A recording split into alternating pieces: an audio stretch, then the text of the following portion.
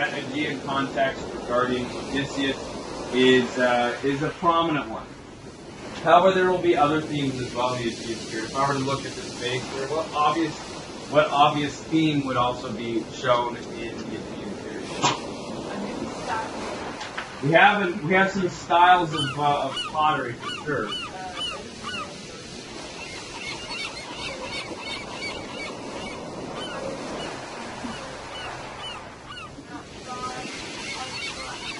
Not a god. This is basically exactly as you would think. It's emphasizing marine life. So aquatic themes, because and you'll see based on the geography of the period why it's going to be aquatic. It's going to be based in very small, sort of tiny islands and various large island structures in the Mediterranean. So we're going to look at that here.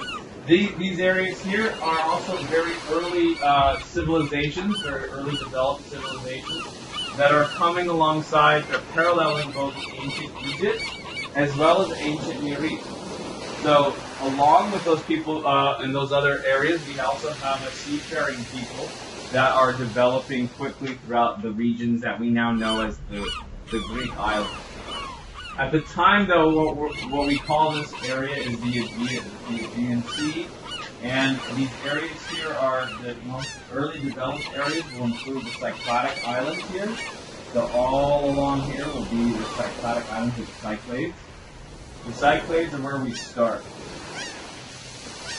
There's two main sets of mainlands. So on the left side here we have our Greek cities proper, so the Greek country areas in Peloponnesus, this whole area on this side. That includes your Athens, your Thebes, which is a different Thebes than what you saw in the Egyptian cities. It's named in the same way. And Corinth, as well as Mycenae and Sparta, right? These are some areas that we know about. On the right side of the map, we have Asia Minor. Now we go on to going closer to the east. This is Anatolia. This is where you get Troy, the top, which is an early war, the Trojan War, that has such mythical merit, part of the Homeric epic. In fact, Odysseus,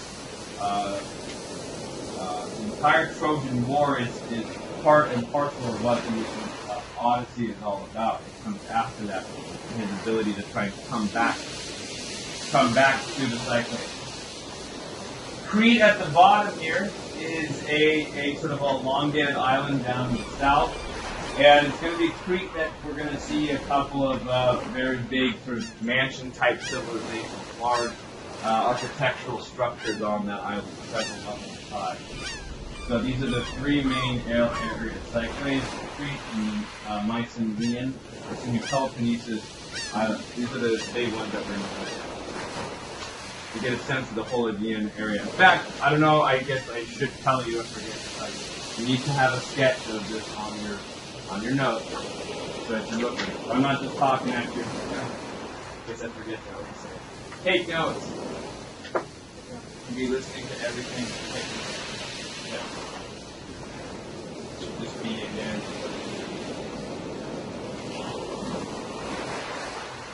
Again, we have, I'll say it one more time, we have the Cyclades in the center. These are the sort of small waterlocked islands that are throughout this region here.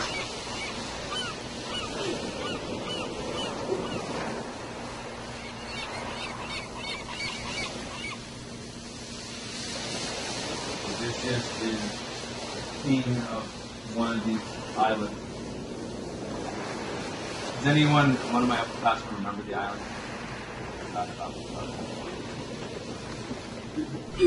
Forgot what Odysseus is.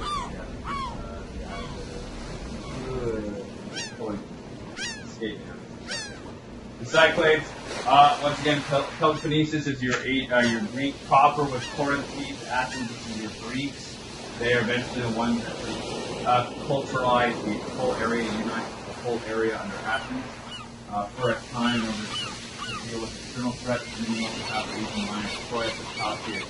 Troy and Mycenae were at battle during the Trojan War, which is a historical battle, but it has mythological merit because of the Homeric epics, both the Odyssey and the Iliad. Iliad first that describes people like Achilles, swift runner Achilles, in the battle that he fights for Mycenae over against the Trojans. Trojans like Hector.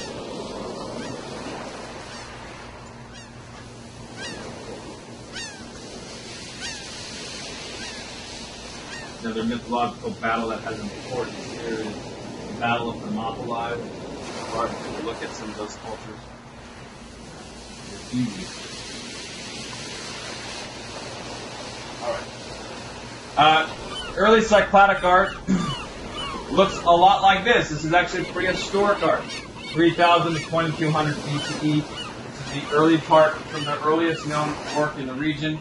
Has a quality of sort of simple bone and shape. You look at a picture of that. Cyclades, once again, cyclades in the center there. Statuettes of women and men are some of the earliest known artifacts from the region. These artifacts are probably grave markers. So once again, funerary faith. Like most prehistoric artifacts, it seems to deal with the definitions and the importance of death.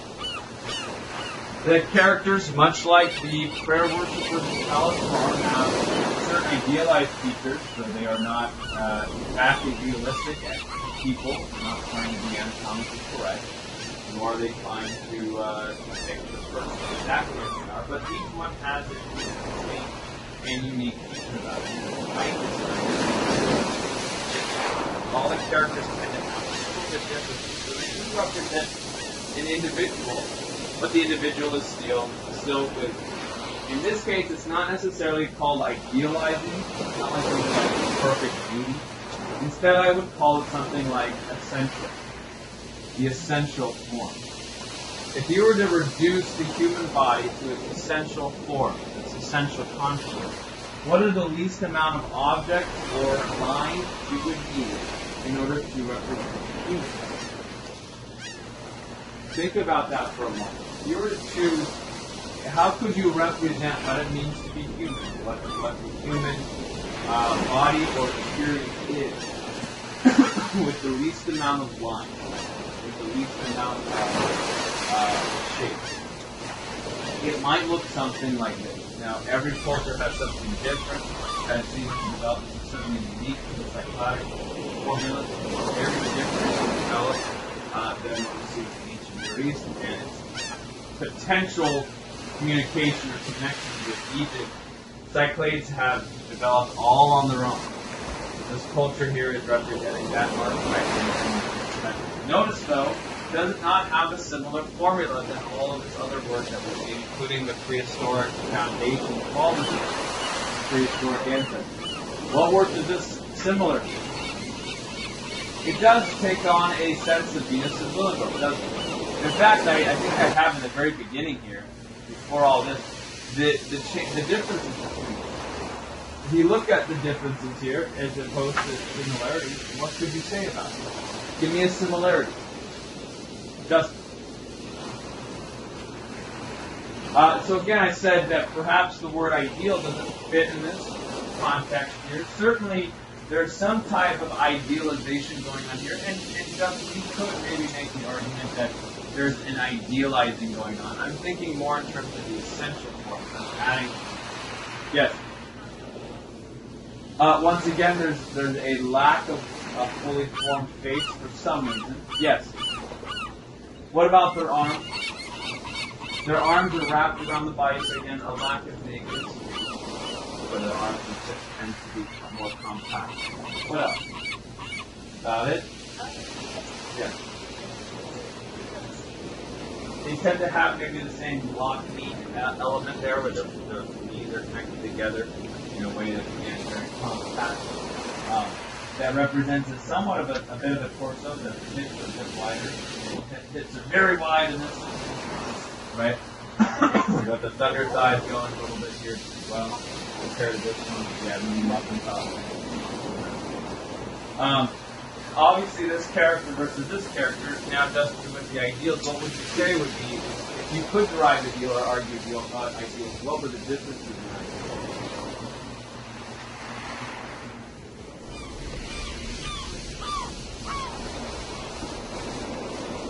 Okay, so it seems like this character here represents a bit more of a skinnier form. Certainly if you are a prehistoric person who can barely get food, this is kind of the look. Whereas maybe if you're a fisherman kind of community and you're a seafaring, there seems to be a compactness, a lightness that would be more of an ideal for you. That could definitely be. Now, whatever the case may be, again, these are prehistoric works. We're not sure exactly what they mean, other than we know that they're very in nature and they have some kind of essential form component. Perhaps these just represent the least amount of shapes that are required in order to show what a chicken is, or what that chicken is. So it's abstracted is another way to say essential form. It's abstracted towards a sort of universal. Okay? Abstracted towards the universal. Here's yet another one, statue of a woman. But with an interesting emphasis on the shoulder. The whole thing kind of sprouts upwards. It's an ascending shape. This shape that tends to have elevation and lightness. In part because this contour here continues up the thigh all the way up to the arch. It goes all the way up. It's a continuation of the form that it has a sense of flow and movement. And there is that sort of emphasis on perhaps some curl spot, perhaps, I'm not sure, but it definitely has the arm cross and between the thighs as well. Some interesting kind of innovations going on. Notice that much like the bust of Nefertiti, we have an elongated, emphasized neck. And for the cyclotic, prehistoric cyclotic, we tend to upside down triangle, with that rounded feature, as well as the prominent no eyes. And in part, what is that? It's divergent from contrast. The Egyptians emphasized eyes, but I said that there was a culture that really emphasized eyes. The Aegeans, the ancient Near East culture, the Aegeans, the Sumerians also emphasized to a great extent with large eyes, whereas the cyclotic people didn't. Why? That's interesting. That's a fascinating divergence. You can see all of them inside various museums. I think this one is and so there's hundreds of these that are left over and that have been excavated. You can find them in virtually every museum. In fact, I believe that there's several last ones we're going to be going through. So within a few months, you'll be going through your first art museum. How many guys? Oh no, you've all been to the last. How many guys have all been to the last? Good. How many guys have been in art museum? And for 8 art museums. All right, cool. And so we'll be seeing you, and you'll be doing some research while you're there.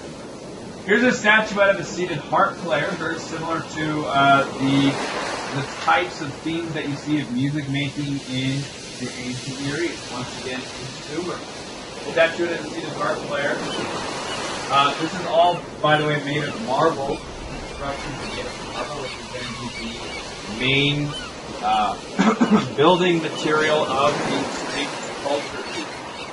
Marble, that white, that pure, shiny white marble. Very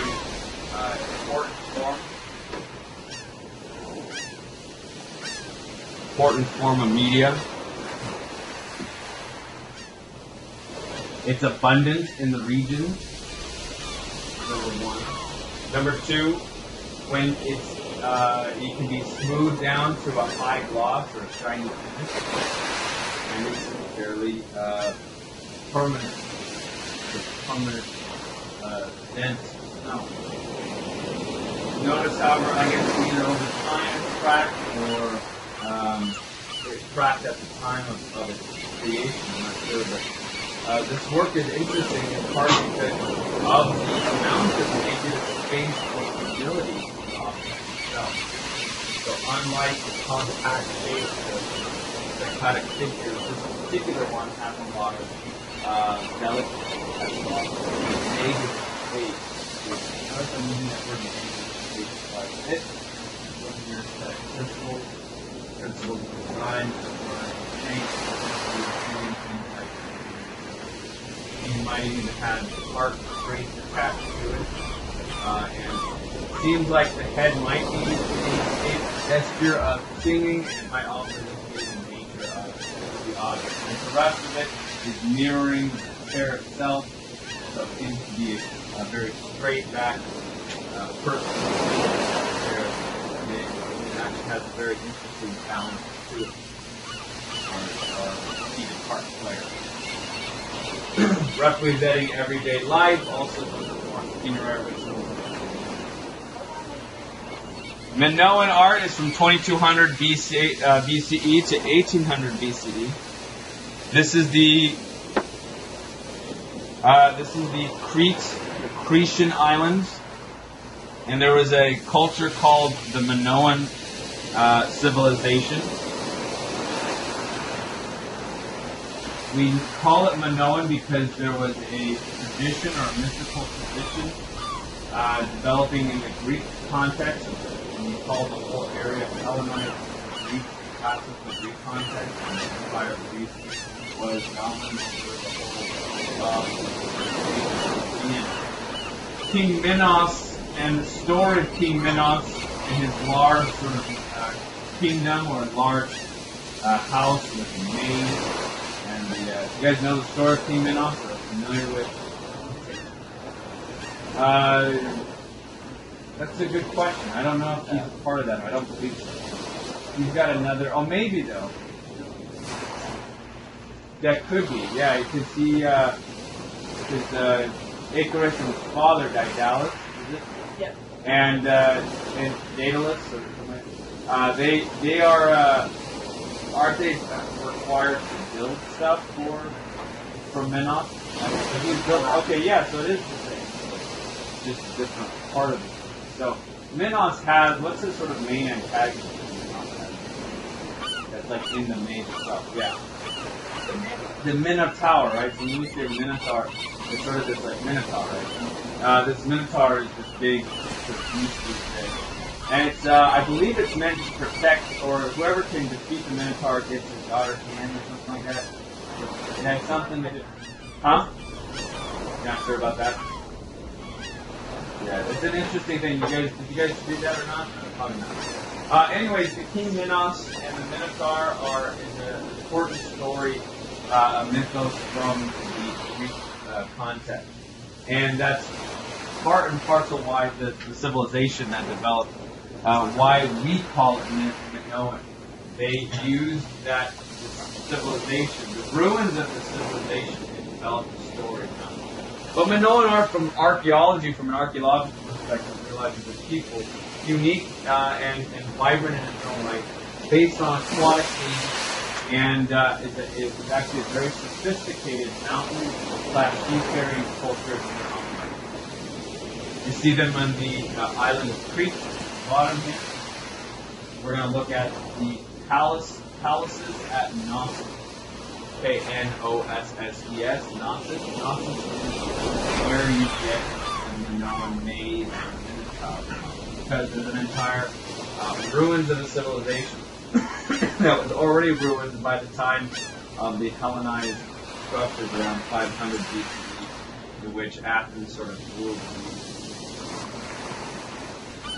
This is the top view of the palace at Knossos. Again, it's called a palace because that's, again, how the Greeks used it, a palace and a maze. But from archaeological evidence, this was not necessarily a palace for one person. This was an entire city. It was built as a administrative center of the whole island, the whole region. So there would have been hundreds of people who were working in offices, rooms, all along this thing here.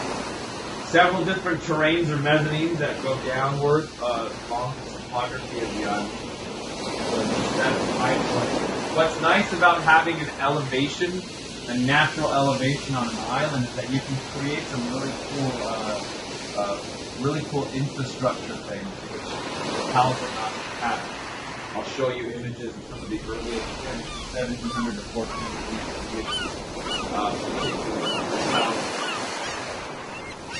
We'll show you some very basic plumbing that earliest plumbing known to man comes from the Crete Island. And this includes aqueduct systems that go throughout the city, go throughout the palace. They had running water, they had shower systems, they had latrines, and moved sewage. Well, pretty sophisticated for people just coming out of the Stone Age.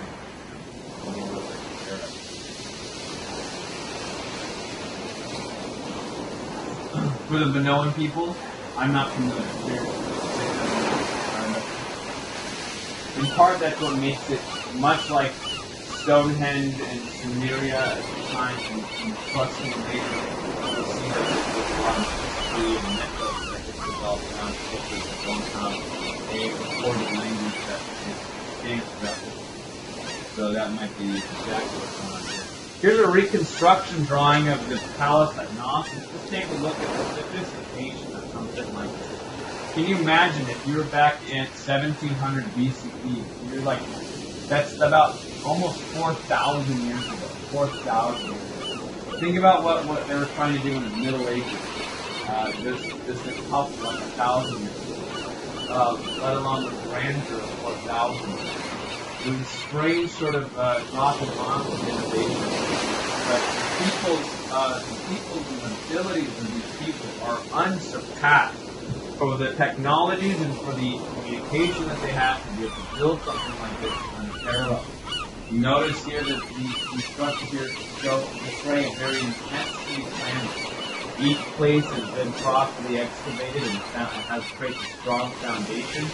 So they literally would dig into it and create a marble foundation, a rock foundation underneath the object. These objects, hundreds and hundreds of feet of colonnade structures that keep up very heavy roof structures. The roof structures have what we see here, like these sort of cloistered atrium roofs. So there's openings here to let in sunlight, natural sunlight. Again, you don't have any electricity. Everything has to be built in order to be functional. So when we get into architecture proper, probably around the Gothic era, and you see the Gothic Christian church within that building, we'll look at those principles that define architecture. Things like form versus function. You see it as sort of maybe it's aesthetic feature, or do I see it like most buildings that I actually have to live and learn in? So what are the functional elements? Atrium is a very functional element. Colonnades 3, 4 stories high, some of these structures, right? You can see how this looks like in a modern day apartment complex, in fact. And that's sort of what we've gotten to come full circle around to, is going back to the simplicity of these forms for the way in which we function today. That's the Palace of Knossos, but here's what it looks like in its current context. So the excavation site, the engineers, most of these are just reduced to its foundation brick. Stone brick features its simple columns that are very similar to the columns that we saw in Egypt.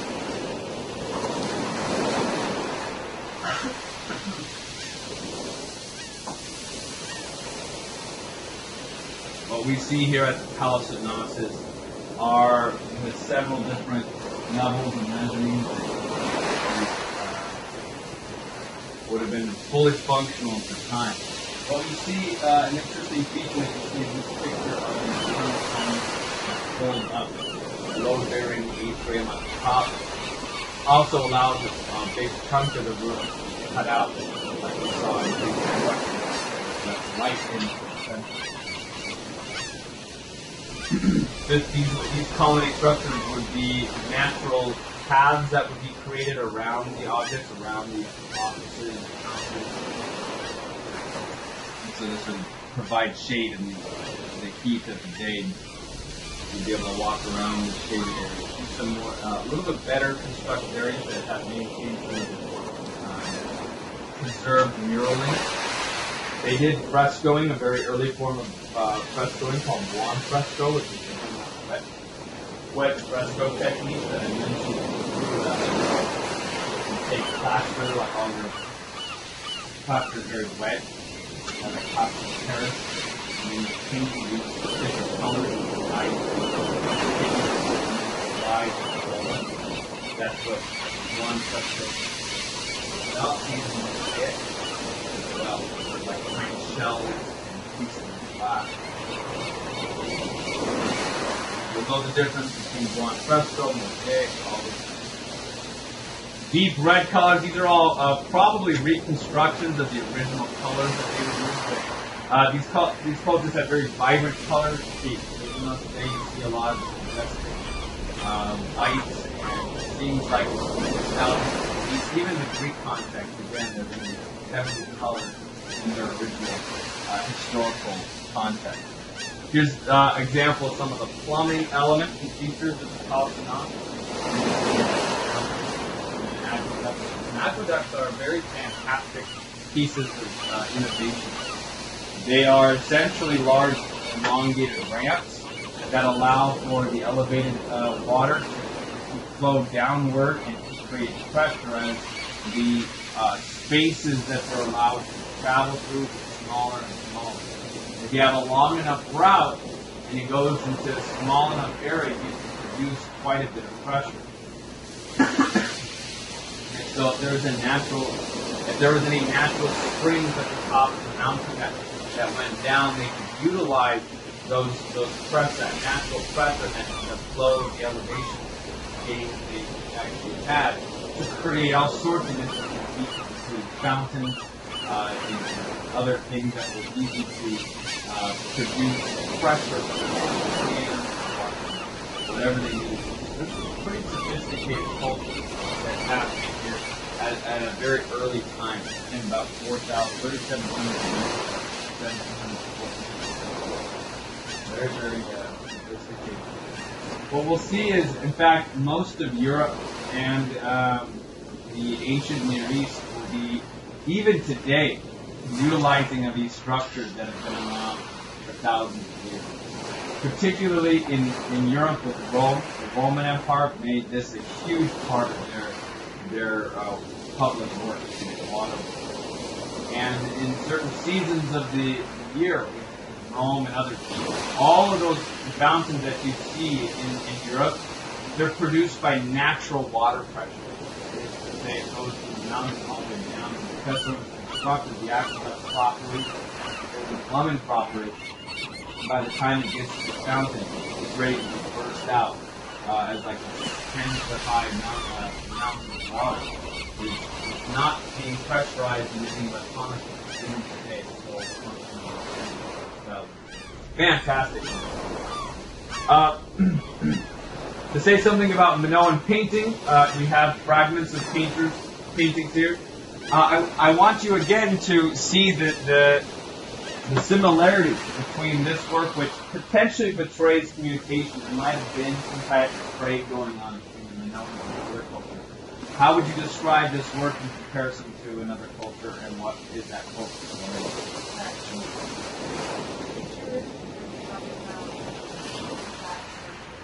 Good.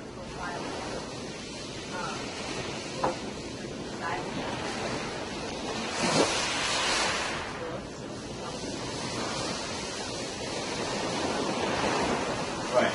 The composite view, right? And this composite view is occurring both in Egypt as well as the ancient Near East. They're occurring at the same time, perhaps either as common phenomena or as some type of communication or cross-current that they are sharing with each other.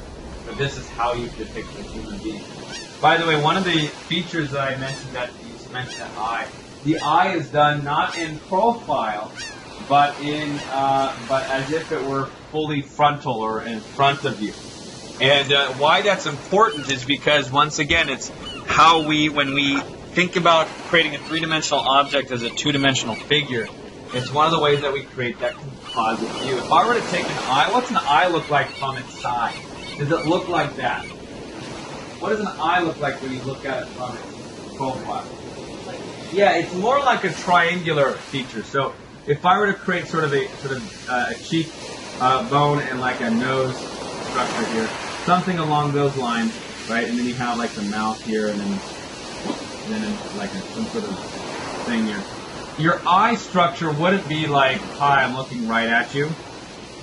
Although, if I again were to create a composite view for my cannon, I might think that that eye is so important that I want to see it not as the teacup from the top, but the teacup how we all see it in our head, like three-quarter view, right? So if I were to create it in a realistic way, it would look something more like that, right? And then have like the eye going like this. There's some type of structure here that's more of a triangular element here, and then you have like the thing going like that.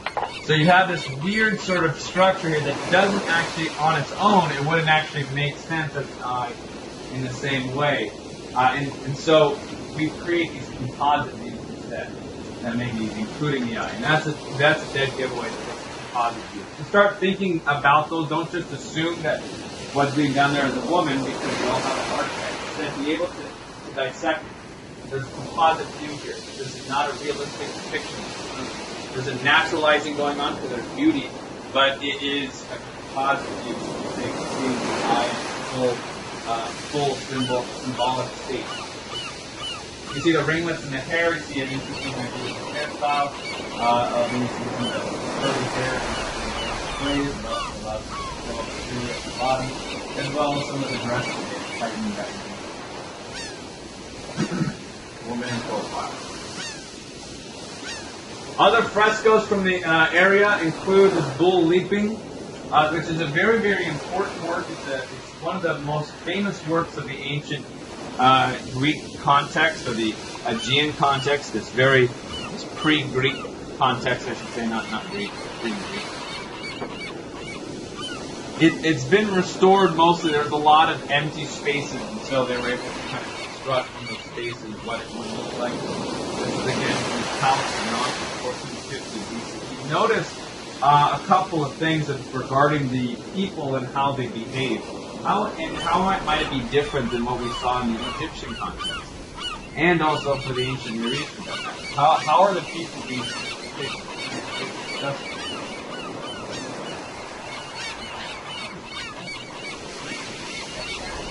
So this is not a cat, it's a person. Yeah, it looks kind of weird. There's a sense of play to this work, isn't it? Yes.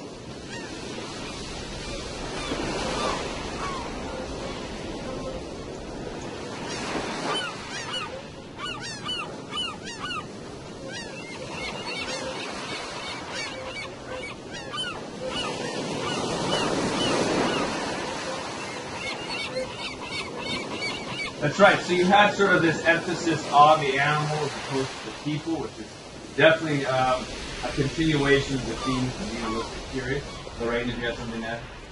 I'm thinking in particular, though, the difference between the human figures of Egypt and what you see in the Aegean context. Sure.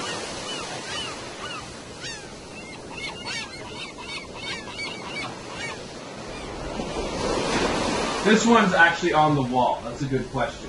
So, same with this potentially was on the ground because of the way it's fragmented. It's no longer on the wall. It's probably in the museum now. Same with this work. What they probably do now is they cut it out on the wall and then have to put a replacement at the actual site that is a reproduction. This now is. And so a lot of the works that are found in regions are actually cut out and preserved and replaced by you'll see it with some other work. Lorraine, tell us about the figures and how it's different.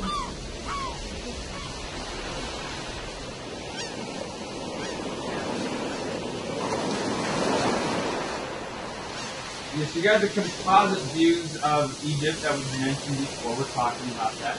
And that sense of balance. What kind of balance? We have sort of a formal balance in Egyptian work, the works that are basically balanced down the torso. Our characters basically aren't jumping around in the Egyptian work.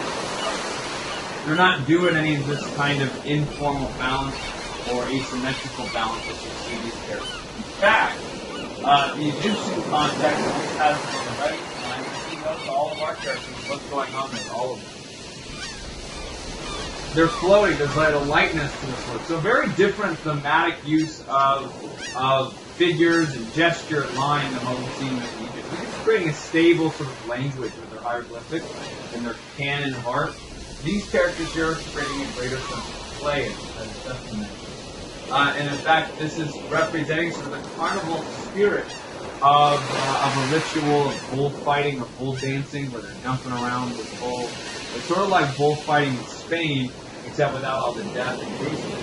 It's sort of like acrobatics. So we do utilize the bull as part of their dance. So it goes from worshiping the bulls and the animals as a form of food and prey to eventually subduing or working around the animals as part of the cultural play. So I think that's an interesting development. Our character here is actually grabbing literally the bull by the horn. Taking the bull by the horn.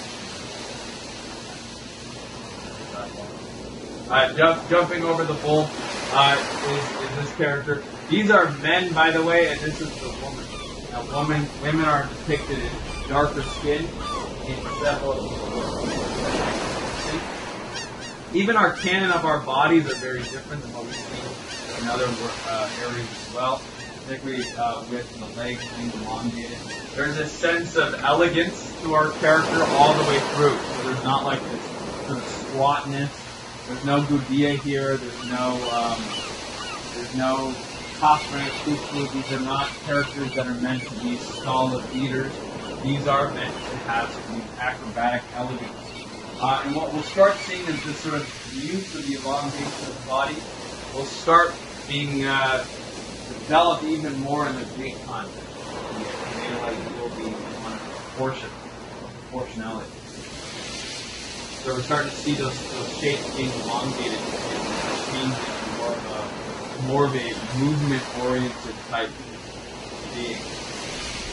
That a body doesn't have to just be a symbol stuck on the wall, but it can actually be free-flowing and moving. And what do the shapes look like as they do? Here's a close-up image of the central part right there. Well, leaping back to Terra, we have marine works right on the outside of the Minoan island. You draw flotillas or large boats, large shipping cultures. This work is interesting in part because it gives us an insight into landscape, how they sort of viewed landscape at this time, where they placed objects where. It portrays a very robust marine life or marine culture. So here's the island, and you have all the representative houses and civilization structures. You have the flora and the fauna up here on the top of the mountain. You have dolphins sort of floating free form anywhere and all over the actual itself, as well as the slave class, working class, showing the aquatic life, the maritime trade, that was very, again, the anchor point of the society. So again, to say something about how landscape works.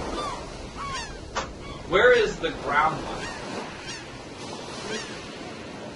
There is no ground line. You might be able to say that there's a line in which the land meets the water here, but do you notice any horizon line? This is land, and it's certainly land almost in profile, kind of. You see deer in profile, and you see houses in profile. But what did we see? What would be up in the top here? Sky, right? Not dolphins. We see dolphins now. We normally see something more akin to sky. But we're not emphasizing the sky. We're emphasizing the sea. So there's an emphasis on the sea in a composite view in the landscape itself. So it's not just humans that get composited. It's also our understanding of the landscape. These characters here are creating almost like a collage of those things. You probably never thought about how even you as a child, maybe as a kindergartner or whatever, how you were naturally compositing the space in order to make your point across, turn your point across. You representative lines. So the kindergarten kids, if they're really intelligent, they use circles instead of sticks. And you might even have to do sticks for individual fingers. That would be a great symbol of a hand based on the motor system. In the same way, we can think of compositing as a symbol of all the time and space compressed together into one layer. We have, again, that background here. This wouldn't even be quite the same. Notice it's like no photography. This is sort of cut out the alcohol.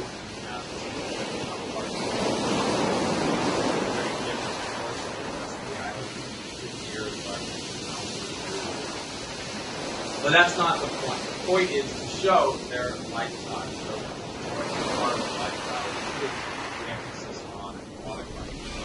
Yes. Room 5 West House is where it was found. It was like numbers of houses, numbers of places. This was the location of something that actually featured the house.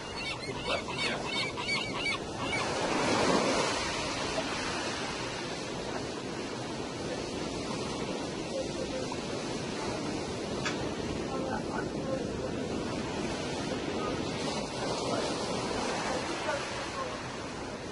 I saw a couple of boats in the Middle Kingdom. Hunting sea.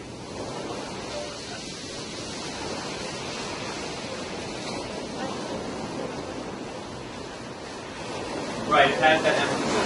They also, being part of the Nile, the backbone of Egypt, the same way as every time you see.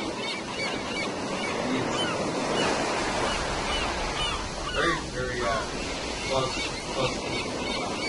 Same types of structures too, with several orders and there's a work here, the famous work, the marine style, or what we call the calamari style. It's hard to utilize octopus or octopi, main object on it. Showing again the heavy emphasis on the marine life as part of the needs of the people. These structures are early forms of Greek pottery, the rest, and their legacy on art throughout time. These are early amphoras, early craters. These are early water holding jugs, wine holding jugs. And are decorated, very, very detailed, high class honor. Again, that octopus, rock thing. Line at the bottom, pattern.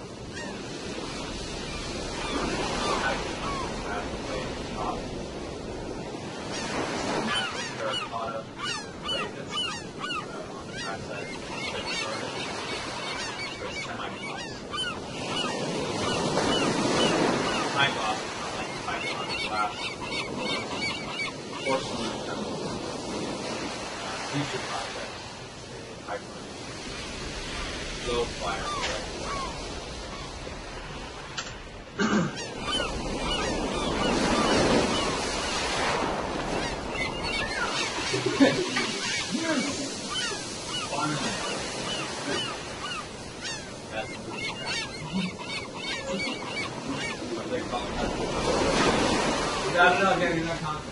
You know what's interesting about the way these are a little bit,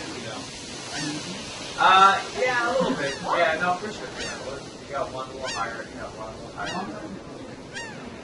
That's what I'm talking about.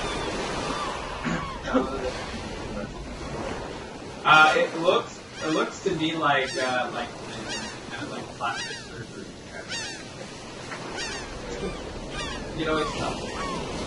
Anyway, I shouldn't be talking about this. Not appropriate. All right. Looks like a different color. Is this an attractive? Does this represent female ideals, man? Yeah. All right. Anyways, we have some weird stuff here. There are these snakes here, which is just so attractive. I mean, any girl would snake. Waving those in there.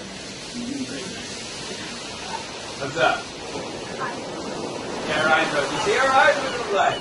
They're all like, look at me. Look up. Eyes up here. Telling you. Hey, what are you looking at, huh? What? A woman can't have her bodice open? People all of a sudden objectifying her. But it makes me feel beautiful, okay? Stop objectifying me. Anyways, snakes are partners today.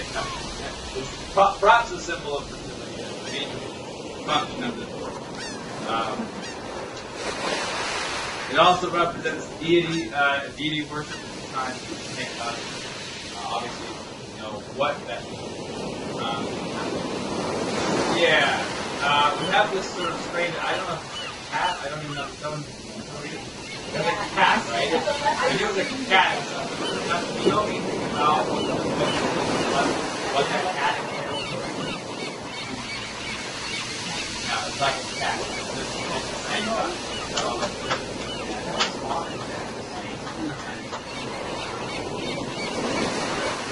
Some type of god of nature and or an animal. We have some interesting sort of shingle-like patterning here on her dress. And the bodice open, I'm assuming for some type of fertility reason that speaks for itself. Moving on. It's an interesting work. Love that work. Very fun. If you want to draw that one, have at it possibly. Especially you. And you get to do it. Alright. This is exciting! Alright. Mycenaean art. Hold on. Hey, we're going through this. We're just going through it. Alright, your practice will be due today. Aegean work, I knew I'd catch this time on Aegean. Not super important. Oh, I don't have that on there. Let me pull it up. It'll be this time. 1300. So they kind of, you notice they're going in order. You had the earliest works of the Cycladic era, the known works of the second earliest, and the third Mycenaean contract. Mycenae, again, is that mainland of Greece. So it's the Peloponnesus, those areas here, and Mycenae is the city in Greece. This is the Lion's Gate. Lion's Gate, yes, go ahead. Oh yeah, like the Lion's Gate Company. It's probably consistent there. Probably similar. Maybe they even use that symbol. Like something like it. Oh right, yes. What? I can't hear what you're saying. What is wrong? What about the picture? You want me to like identify the picture for you again? That's the Lion's Gate. No, it's the one. We got the bougie lady. We got the treasure to Atreus. We have the funerary mask. Yeah. No, totally different stuff. Treasure to Atreus we're about to come to. I just have them out of order. Lion's Gate here. We have a post and lintel structure with a keystoning pediment. So the earliest forms of Greek pediments are found in Mycenae. The third one. It's the third one. So the treasure, it doesn't go in order. It's just swapped around just to confuse all of it. Like, wait a second. That doesn't look exactly. Lion's Gate right here. Treasure to Atreus right here. Just assume. It's on the top. Oh, yeah. What? Sorry, I gotta talk about food today. Sorry. Alright. So, make sure that you finish reading the chapter today. More than likely, we're going to be done with this, guys, by tomorrow. which means the kayak seminar, and we'll be right on time. The kayak seminar on Thursday, and then hopefully I can maybe get started a little early on the mail ideal, and then finish that up on Friday. Maybe good to go. We'll be on track, guys. Good. You guys are smart. Oh yeah, bring in the someone, elect someone from your team to grab all of it and put it on here. Come on, chillin'. What's wrong, Mike, please? Check you out. Goodbye, goodbye. Yeah, let me go on Monday. Get him on Monday, you got him on Monday. No, I'm just saying, like, there's not a lot of work. Yeah. That was the best conversation ever. Glad you enjoyed it.